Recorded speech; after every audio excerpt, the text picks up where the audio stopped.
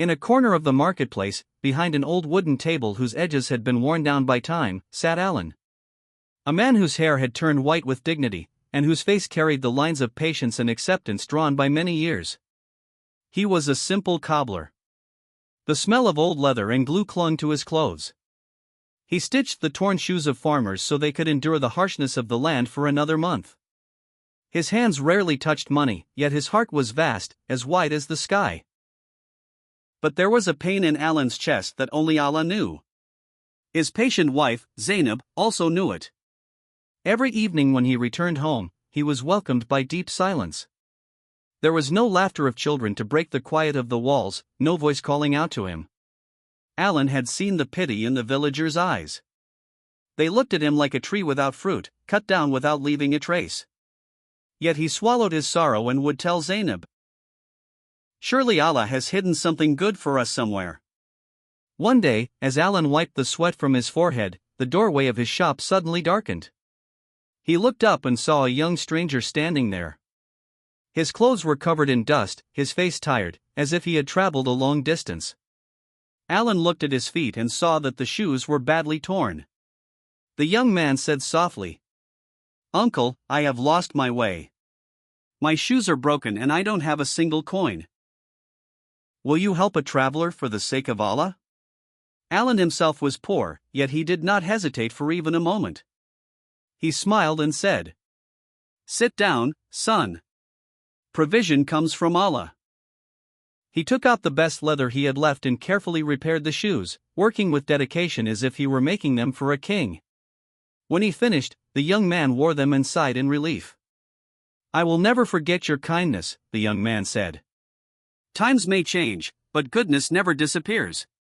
Alin replied simply, "I did not trade with you. I traded with Allah."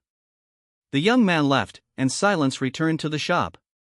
Alin did not know that this was the beginning of a great trial. A few days later, an announcement spread through the village: Minister Ismail had doubled the taxes on all shops. Whoever failed to pay would lose their business. The news fell upon the poor like lightning. Soon the landlord came and said harshly, "Pay the rent and the tax, or leave the shop." Alin returned home worried. Zainab comforted him and said, "Trust in Allah." That night, Alin prayed, and tears flowed into his white beard. The next day, a well-dressed young man came to the shop.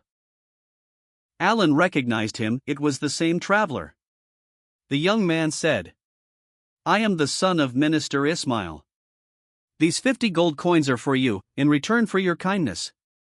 Alin pushed the pouch back. "I did this for Allah, not for gold." The young man was astonished. Later that day, an announcement came that Alin's tax had been forgiven. But the landlord still demanded rent and threatened him.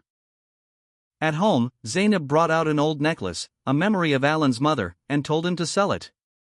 Alin went to the market with the necklace, but on the way he saw a sick child in her mother's arms. They had no money for medicine.